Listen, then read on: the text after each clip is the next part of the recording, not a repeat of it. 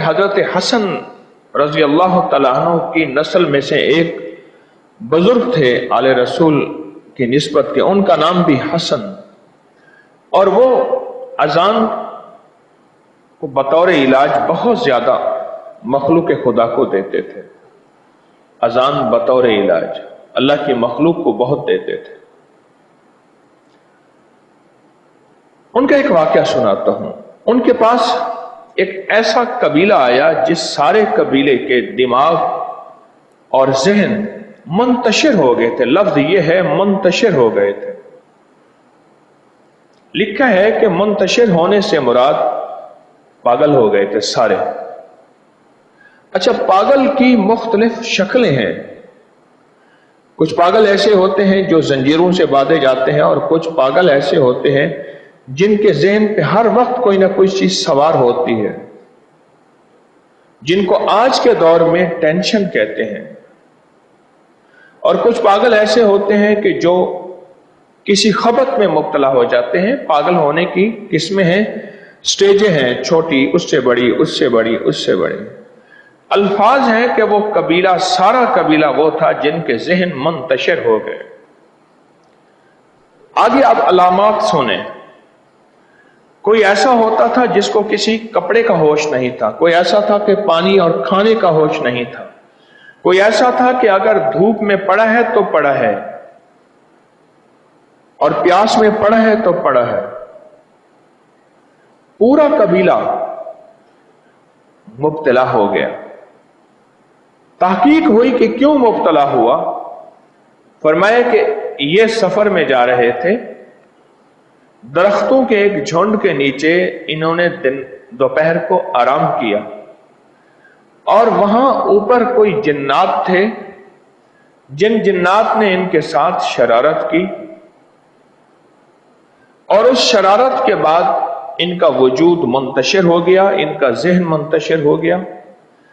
انہوں نے جگہ جگہ علاج کرایا۔ آخر کار کسی نے کہا کہ کوفہ کے اندر ایک درویش رہتے ہیں جو امام حسن رضی اللہ تعالی عنہ کی اولاد میں سے ہیں، وہ اس کا علاج خوب جانتے ہیں، اور اہل خیر بھی ہیں، وہ ساتھ مدد بھی کرتے ہیں اور علاج بھی کرتے ہیں، لہذا ان کے پاس جایا جائے، ان کے پاس جایا جائے۔ اب یہ سارا قافلہ ان کے پاس گیا۔ شیخ نے سب کو کھانا کھلایا اور سب کو جگہ دی رہنے کی، اور ان سب کے لیے جو علاج مقرر کیا وہ یہ مقرر کیا کہ 9 افراد دیے جو اس قافلے میں مختلف جگہوں پہ پھیل کے بیٹھ گئے۔ اب ذرا سمجھیے گا، 9 افراد دیے، کیونکہ قافلہ چھوٹا سا تھا، وہ خاندان چھوٹا سا تھا، وہ قبیلہ چھوٹا سا تھا۔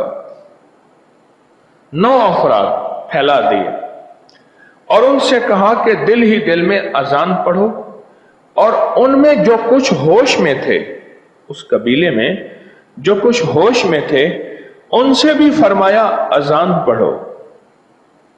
اذان غموں کا علاج، جادو کا علاج، جنات کا علاج، دکھوں اور تکلیفوں کا علاج ہے۔ یہ میں آپ کو آل رسول اور ان کی حکمت اور ان کا وظیفہ اور ان کا طرز علاج اور ان کی ترتیب یہ میں عرض کر رہا ہوں۔ تو سب کو پڑھانا شروع کیا۔ راوی کہتے ہیں جو انہوں نے وظیفہ پڑھایا وہ وظیفہ چند ہی بار پڑھا تھا۔ چند سے مراد کوئی تعداد نہیں، وہ 6 ہوگا، وہ 7 ہوگا، وہ 8 ہوگا، وہ 9 ہوگا، وہ 12 ہوگا، جتنے بھی چند ہی بار پڑھا تھا۔ ان میں کچھ لوگوں کی چیخنے کی آواز آئی، لیکن پڑھنے والوں نے ان پہ کوئی توجہ نہیں کی، اور وہ چیختے رہے اور وہ پڑھتے رہے۔ جب وہ پڑھتے رہے کچھ ہی دیر کے بعد ان سب کے اندر راحت پہنچی، ان کے اندر سے غم ختم ہو گیا، اور ان کے اوپر درد کی جو کیفیت تھی اور ان کا ذہن جو منتشر تھا، ان میں چند ایسے تھے جو اپنے بال نوچتے رہتے تھے، ناخن نوچتے رہتے تھے، جسم کو نوچتے رہتے تھے، انہیں کوئی پتہ نہیں تھا، ذہن منتشر تھا، اور میں وہ ٹھیک ہونا شروع ہو گئے۔ حضرت حسن نے، وہ جو بزرگ امام حسن کی آپ کی لڑی میں سے تھے، فرمایا کہ جاؤ تم ٹھیک ہو اور اس کو اپنے طور پہ پڑھتے رہنا، کبھی نہ چھوڑنا، اور وہ ٹھیک ہو گئے۔